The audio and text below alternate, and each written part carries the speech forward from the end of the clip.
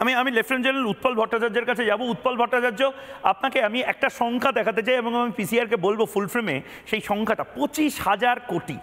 25,000 কোটিতে কতগুলো শূন্য থাকে? পাকিস্তানিরা এখন ভেবে ভেবে হয়তো পাগল হয়ে যাচ্ছে সারা রাতে। আমি সেই সংখ্যাটা আরেকবার দেখাতে চাই যে 25,000 কোটি টাকার যে লোকসান বা ক্ষতি ভারতবর্ষ করলো, খুব বাজে করেছে, ভীষণ বাজে করেছে। পাকিস্তানিদের এই মুহূর্তে চাল নেই, চুলো নেই, সেখানে 25,000 কোটি টাকার এয়ারবেস ধ্বংস করে দেওয়া, এয়ার ডিফেন্স সিস্টেম ধ্বংস করে দেওয়া, একেবারে পথে বসিয়ে দেওয়ার সামিল।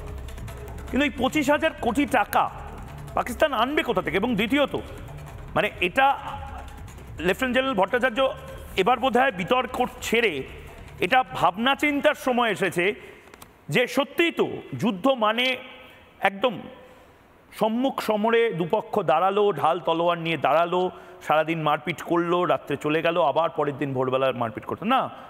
ভারতবর্ষ যে স্ট্র্যাটেজিক এয়ার স্ট্রাইকগুলো করে দেখিয়ে দিল গোটা বিশ্বকে যে আমার শত্রুকে আমি শুধু হাতে নয় ভাতেও মারছি, এটা তো অভূতপূর্ব। লেফটেন্যান্ট জেনারেল ভট্টাচার্য, শুনুন, আপনারা যেগুলো বললেন একদম ঠিক।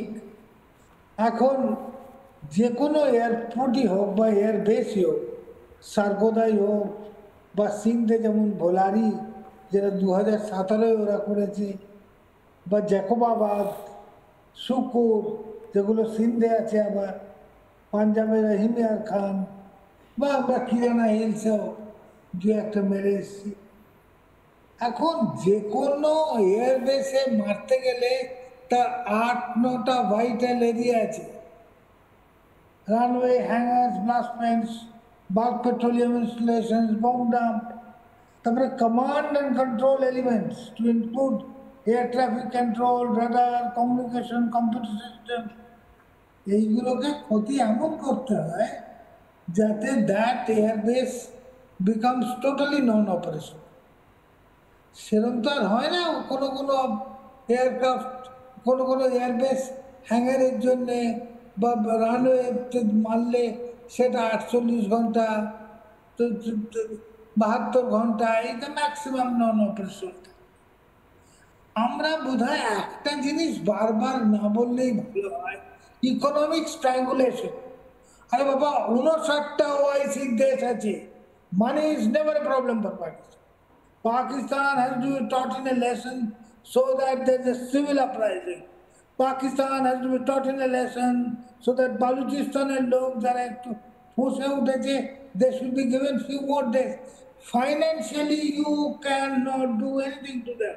Financially they are pretty well off because they are given aid which gets converted. মানে আপনি খুব সহজ করে একটা জিনিস বোঝাচ্ছেন লেফট জেনারেল, যে ইকোনমিক স্ট্র্যাঙ্গুলেশন অর্থাৎ অর্থনৈতিকভাবে গলা চিপে ধরা, দম বন্ধ করে দেওয়া। পাকিস্তানকে ভারত ঠিক সেই কাজটা করছে। এটা খুব ইন্টারেস্টিং একটা টপিক। সেইটা থেকে দ্য রিয়েল ডিস্ট্রাকশন, আমি বোধহয় একটু বেশি বলে দিচ্ছি, দ্য 10th পর যদি আপ টু 12 পর্যন্ত একটু ছেড়ে দেওয়া হতো, তাহলে ওদের real destruction which their normal public would have seen, which would have really made it non-operation. এখনো এটা খুব ইম্পর্টেন্ট কথা বললে যে if the foreign airliners have not been able to take off from Karachi, from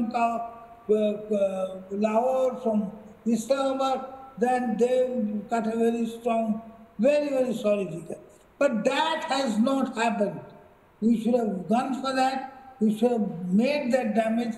তুমি একটা জিনিস দেখো তো, we are blowing our chest today for accepting Russia, Israel, and to an extent Chinese Taipei ছাড়া no other country has supported us.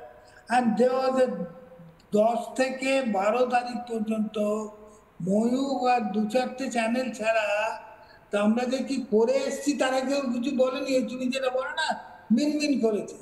Now it is good that you are all telling us, giving us some stories, knitting it up and telling it.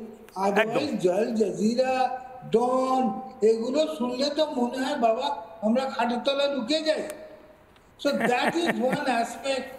না, lieutenant general Bhattacharya, আমার কি মনে হয় জানেন তো, আমাদের নিজেদের না একটা হীনমন্যতায় আমাদের একটা ভুগিয়ে রাখার চেষ্টা হয়েছে যে আমাদের যা আছে, আমাদের মিডিয়া, আমাদের ঐতিহ্য, আমাদের সেনাবাহিনী, আমাদের অস্ত্র, এই সমস্ত কিছু ইনফিরিয়ার, এটার একটা হীনমন্যতায় ভুগিয়ে রেখেছে। আর ওয়েস্টের সব কিছু ভালো, ওয়েস্টের সবচেয়ে পচা খাবারটাকেও আমাদেরকে হয়তো বোঝানো হয়েছে না না এটা এভাবেই খেতে হয়, মুখে তেতো লাগছে, আরে তেতোটাই তো আসল টেস্ট।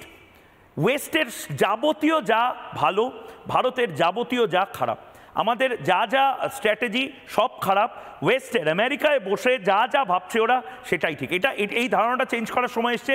এবং আমি তো এক অত্যন্ত উল্লেখযোগ্য একটা সময় বাস করছি যখন রাষ্ট্রবাদীরা ভারতবর্ষের তারা ওপেনলি বলছে দূর কিসের ওয়েস্ট, আমাদের ভারতে আমরা যা করছি ভুল করি ঠিক করি আমরা এটাই করব, এটা আই লাভ মাই ইন্ডিয়া, এই ইন্ডিয়াননেসটা আমরা রাখবো। নানা ধরনের কন্টেন্ট দেখার জন্য লাইক করুন, শেয়ার করুন আমাদের ফেসবুক পেজ, সাবস্ক্রাইব করুন আমাদের ইউটিউব চ্যানেল। পাশাপাশি অন্যান্য ব্রেকিং নিউজের জন্য অবশ্যই চোখ রাখুন রিপাবলিক বাংলায়।